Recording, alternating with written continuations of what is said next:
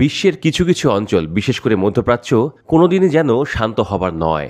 বাইরের শক্তির কথা বাদই দেয়া হোক, নিজেদের মধ্যে কামড়াকামড়ির কারণেই তো তারা সদা ব্যস্ত থাকে আক্রমণ, পাল্টাক্রমণ আর প্রতিরোধের জন্য। এত কথা বলার কারণ, এবার তেহরানের আকাশে উঠতে দেখা গেল একটি রুশ MiG-29 ফাইটার জেটকে।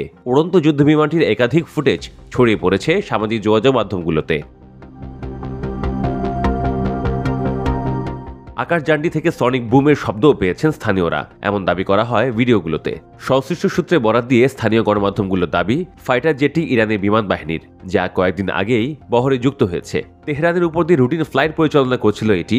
বিমান বাহিনী এমন বিবৃতির কথা জানায় সংবাদ মাধ্যমগুলো। মিত্র ও সহযোগীদের কাছ থেকে সামরিক সহায়তা বেশ ভালোই পাচ্ছে তেহরান। উল্লেখ্য, সেপ্টেম্বরে একাধিক আন্তর্জাতিক গণমাধ্যমে রাশিয়ার কাছ থেকে ইরানের MiG-29 যুদ্ধবিমানের বহর হাতে পাওয়ার খবর প্রকাশিত হয়। ধারণা করা হয় এটি দেশটির ফার্স প্রদেশের সিরাজ বিমান ঘাঁটিতে মোতায়েন করা আছে। দেশটির পার্লামেন্টের জাতীয় নিরাপত্তা কমিটির সদস্য আবুল ফজল জোহরাবাদ তখন গণমাধ্যমকে জানান, স্বল্পমেয়াদী পরিকল্পনার অংশ হিসেবে এসব যুদ্ধবিমান আনা হয়েছে। ধাপে ধাপে আরও উন্নত সুখোই 35 যুদ্ধবিমান আসবে।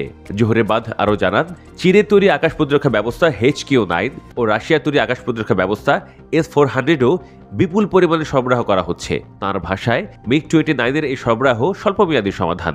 দীর্ঘমেয়াদী ইরানের ভরসা হবে রাশিয়ার Su-35 যুদ্ধবিমান ও চীনের HQ-9 ক্ষেপণাস্ত্র প্রতিরক্ষা ব্যবস্থা। বিশ্লেষকদের মতে, MiG-29 যুদ্ধবিমান আর চীনের HQ-9 একসঙ্গে হাতে আসায় ইরান স্বল্প থেকে দূরপাল্লার একটি সমন্বিত প্রতিরক্ষা ছাতা পাচ্ছে। এতে প্রতিপক্ষের আক্রমণের পরিকল্পনা জটিল হয়ে উঠবে। একই সঙ্গে ইরান দূরের আকাশ পর্যন্ত রাডার নজরদারি চালাতে পারবে। বিশ্লেষকরা আরও বলেন যে, ইরানের কাছে সামরিক সহায়তা আসার এই সময়টা খুবই গুরুত্বপূর্ণ, কেননা ইসরায়েল ও যুক্তরাষ্ট্র মুখিয়ে আছে ইরানে হামলা চালানোর জন্য। তাছাড়া মধ্যপ্রাচ্যের কয়েকটি দেশে ইসরায়েল খুব ঝামেলা করছে, যেসব দেশকে দিয়ে ইরান ছায়াযুদ্ধ চালায় বলে অভিযোগ আছে।